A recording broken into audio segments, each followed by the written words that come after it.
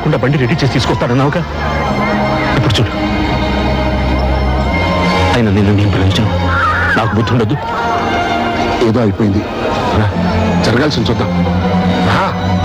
ముందెళ్ళిన బండిలో ఏ మిస్టేక్ లేదయ్యా. ఈ బండికైనా బ్రేక్ ఫెయిల్యూర్ అయింది. ఇంతకీ పోయిన వరకు ఎఫ్సీ చేసింది. ఏ బుద్ధి లేని మీద ఎఫ్సీ ఇచ్చారో తెలియదు. సార్ కొంచెం అలా వస్తారు, ఒక్క నిమిషం మీతో మాట్లాడు. ఎవరు ప్లస్? ఇప్పుడు మాట్లాడడానికి టైం లేదయ్యా.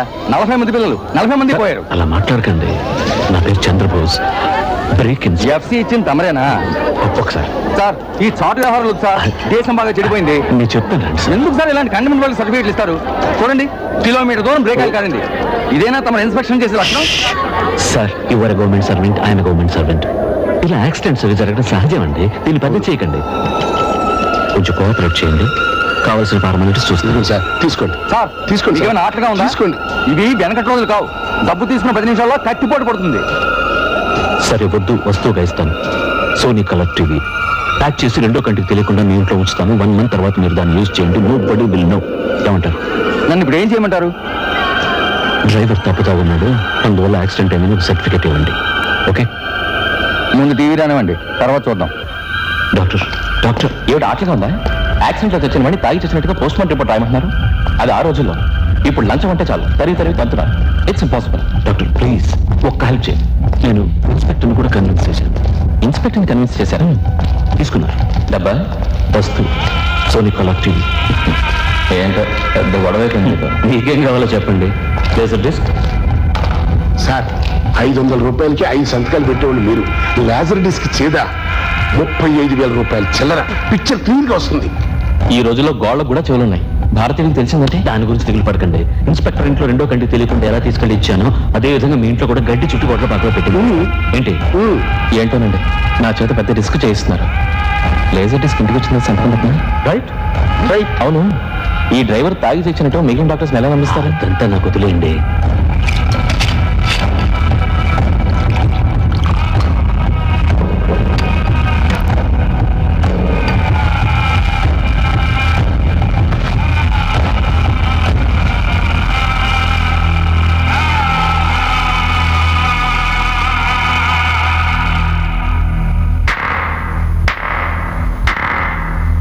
అద్భుతం.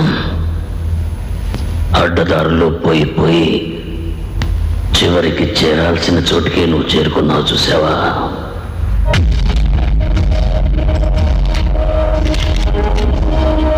Control from alpha 1, inspector Mahesh speaking. Chandrabose ని ఫాలో చేశాను. జిహెచ్ మార్చి వరకు వచ్చాను. అతను భారతీయుడు కూడా ఫాలో చేస్తూ వచ్చాడు. ఇద్దరు ఇప్పుడు లోపల ఉన్నారు. ఓవర్.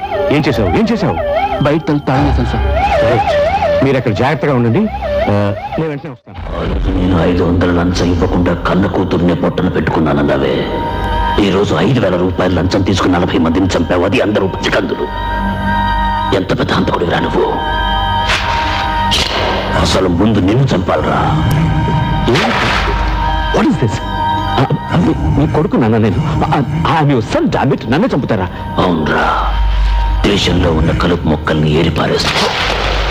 నా కాళ్ళ కిందే ఒక కలుపు మొక్కుంది. నాకు సంబంధించినంత వరకు కలుపే. నిన్ను చంపడమే నా కర్తవ్యం. నన్ను వదిలేయండి, తెలియకుండా చేసిన తప్పు. నేరస్తులు నోరెత్తితే చెప్పే ఒకే సాకు ఎక్స్క్యూజ్. తెలియక చేశాను. తెలియకుండా చేసేవరా ఇది? బ్రేకులు లేని బళ్లకు లైసెన్స్ ఇచ్చి ఎవరి చావుకి కారణం కాకూడదని బ్రేక్ ఇన్స్పెక్టర్ అనే ఉద్యోగం నీకు ఇచ్చింది. చెప్పరా? అదెంత సీరియస్ అవుతుందని నేను ఊహించలేదు నాన్న.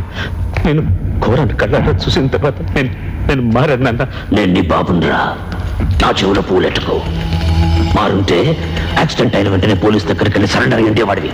అది చేయకుండా ఇన్స్పెక్టర్కి టీవీ, డాక్టర్కి లేజర్ డిస్క్ అని మళ్ళీ నువ్వు లంచగుంటితనాన్ని మొదలెట్టావు.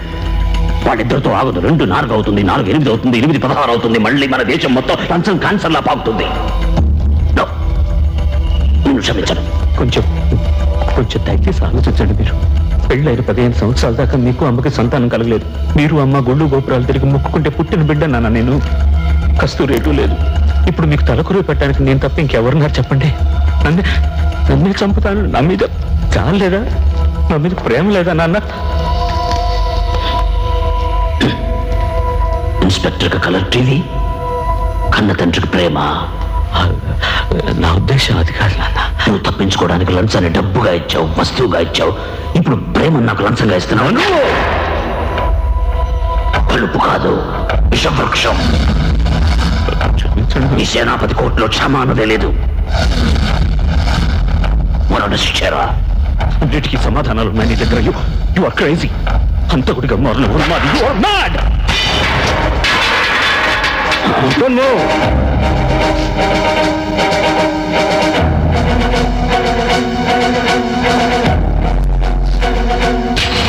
సేనాపతి కత్తి కింద పడే.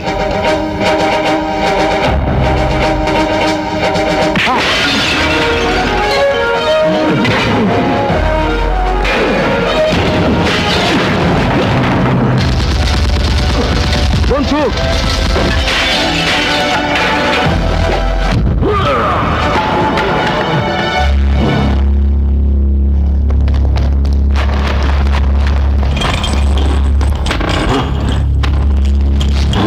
పట్టుకోండి, పట్టుకోండి. కన్న తండ్రి సార్ వీడు. రాస్క్ ఊరి తీసి పారేయండి సార్. తీసుకెళ్ళి ముసలాడు పిచ్చుకోకలా తయారీ కత్తి పెట్టుకు తిరుగుతున్నాడు. కాడు చేతులు వెలకొట్టేయండి సార్. కన్న తండ్రి ఎక్కడైనా కొడుకుని చంపుతాడా సార్? దొంగము.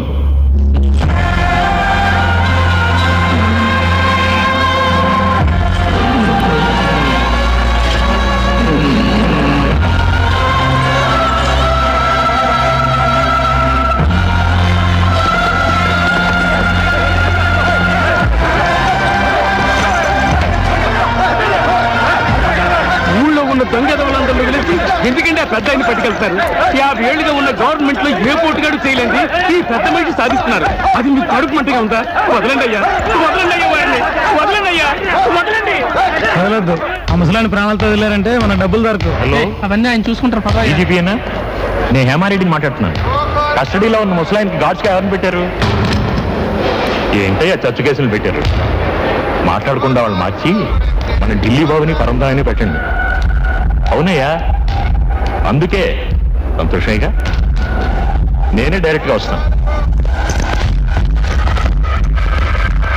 మీ ఇద్దరికి రిలీఫ్. ఇక మీద వీళ్ళు చూసుకుంటారు సార్. ఇప్పుడే కదా సార్ డ్యూటీలోకి వచ్చేది. హైకమాండ్ ఆర్డర్స్ అయ్యా. కూడా వీరప్పన్ కేసులా అవుతుంది అనుకున్నాను. మొత్తం మీద పట్టుకున్నారే. Very good. Thank you. ఇంకేముంది, ఇక ప్రమోషనే.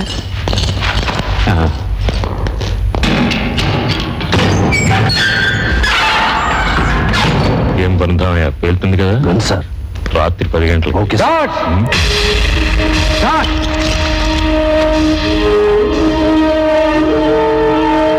ఏం డ్యూటీ చేస్తున్నారా మీరు? వెళ్ళండి. 4 మూల వెతకండి.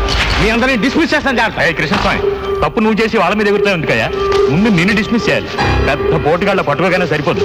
పట్టుకున్న వాడిని భద్రంగా ఉంచని తెలియని నువ్వేం పోలీసు అయ్యా? Sorry sir, it's a shame for me. Give me 2 days. ఆ ముసలాన్ని ఎలాగైనా పట్టుకు తీరుతాను. వెళ్ళవయ్యా.